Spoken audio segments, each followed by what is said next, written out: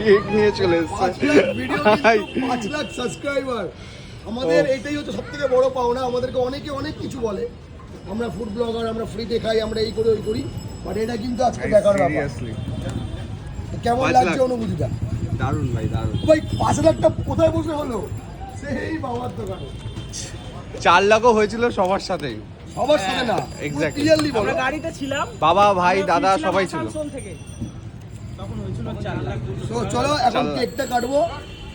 5 লাখ হয়ে গেল। এটা একটা আলাদা অনুভূতি। বাহ 500k। বাহ বাহ, তো থ্যাংক ইউ ভাই, থ্যাংক ইউ।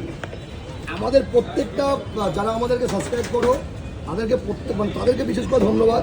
মানে তারা অবশ্যই তাদেরকে বেশি ক্রেডিট যে তারা না থাকলে আজকে এই জিনিসটা হতো না।